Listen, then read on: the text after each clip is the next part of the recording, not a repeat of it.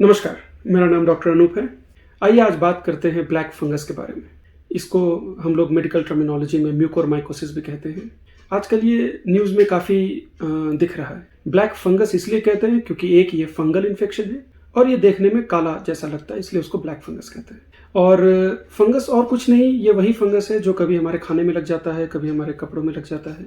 जैसे बैक्टीरिया और वायरस के तरह तरह की प्रजातियां होती हैं, वैसे ही फंगस के भी तरह तरह की प्रजातियां हैं। और ये एक पर्टिकुलर टाइप ऑफ फंगस है जिसको हम लोग म्यूकोरमाइकोसिस कहते हैं, जो कभी कभी किसी किसी इंसान में इन्फेक्शन पैदा करता है। म्यूकोरमाइकोसिस या ब्लैक फंगस प्रिवेंट करना, रोकना बहुत जरूरी है, क्योंकि जिन लोगों को ब्लैक फंगस होता है उनमें ये बहुत खतरनाक होता है। 2 में से 1 इंसान जनरली इस बीमारी से नहीं जूझ पाते हैं, और जो लोग बच भी जाते हैं जनरली उनमें अक्सर आंख की या नाक की परेशानियां होती हैं, उनको ऑपरेशन से गुजरने पड़ते हैं वगैरह वगैरह। ये ब्लैक फंगस इतना क्यों देखने को मिल रहा है? इसलिए मिल रहा है क्योंकि हमने अपने शरीर की इम्यूनिटी को कमजोर कर दिया है अंधाधुंध स्टेरॉइड खाकर। अब ये स्टेरॉइड्स कोविड के केस में बड़े ही मददगार हैं। क्यों मददगार हैं? क्योंकि 2nd वीक ऑफ कोविड में जनरली हमारी इम्यून सिस्टम ही हमें परेशानी कर रही होती है। उसको हम लोग साइटोकाइन स्टॉर्म कहते हैं, जो हमारे फेफड़ों में डैमेज कर रही होती है। ऐसे मरीजों में अक्सर ऑक्सीजन लेवल्स कम हो जाते हैं, और उनमें अगर हम कम डोज में अगर स्टेरॉइड दें तो उससे ऑक्सीजन प्रणाली में मदद मिलती है। अब परेशानी ये है कि वो स्टेरॉइड जो इम्यूनिटी कम करके हमें कोविड के 2nd फेज में हेल्प करता है, वही इम्यूनिटी कम होने के वजह से हमें फंगल इन्फेक्शन के लिए हमारा रिस्क बढ़ा देता है। और जितना ज्यादा डोज में स्टेरॉइड लेते हैं, जितना ज्यादा लंबा ड्यूरेशन के लिए स्टेरॉइड लेते हैं,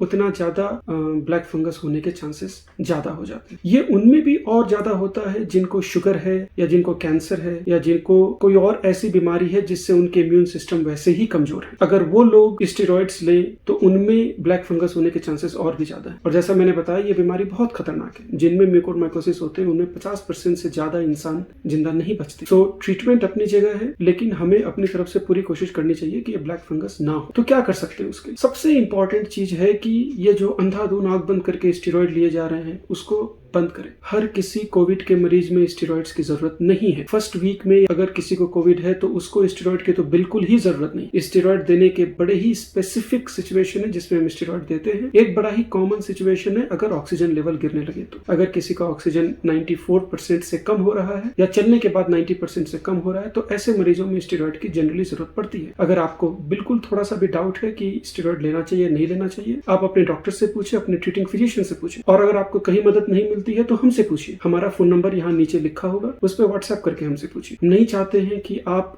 अननेसेसरी स्टेरॉइड्स ले, और उस वजह से हो सकता है आप में से किसी को भी ऐसे फंगल इन्फेक्शन से जूझना पड़े, जो एक बहुत ही खतरनाक सिचुएशन है। दूसरी, अपने शुगर का कंट्रोल करें। अनकंट्रोल्ड शुगर से फंगल इन्फेक्शन होने के चांसेस ज्यादा होते हैं। जो लोग स्टेरॉइड ले रहे होते हैं उनके लिए ये दोहरी मार है, क्योंकि स्टेरॉइड से शुगर भी बढ़ जाता है और स्टेरॉइड से आपकी इम्यूनिटी भी वीक होती है, जिसकी वजह से फंगल इन्फेक्शन होने के चांसेस बढ़ जाते हैं। मैं इस बात को फिर से दोहरा रहा हूँ कि steroid 2nd phase of Covid infection में हमारे लिए बहुत हेल्पफुल है, लेकिन इसका इनडिस्क्रिमिनेट यूज यानी अंधाधुंध इसका सेवन हमारे लिए डेंजरस है। तो जहां जरूरत है वहां यूज करें, जहां जरूरत नहीं है वहां यूज ना करें, और अपनी इम्यूनिटी को बाकी चीजों से मजबूत रखें। अच्छा खाएं, अपने आप को हाइड्रेट रखें, फ्रूट्स लें, विटामिन लें, वो सारी चीजें लें जिससे कि आप स्वस्थ रहते हैं, आपकी इम्यूनिटी मजबूत रहती है। इस कोविड के महामारी में सुरक्षित रहें और सेफ रहें। धन्यवाद।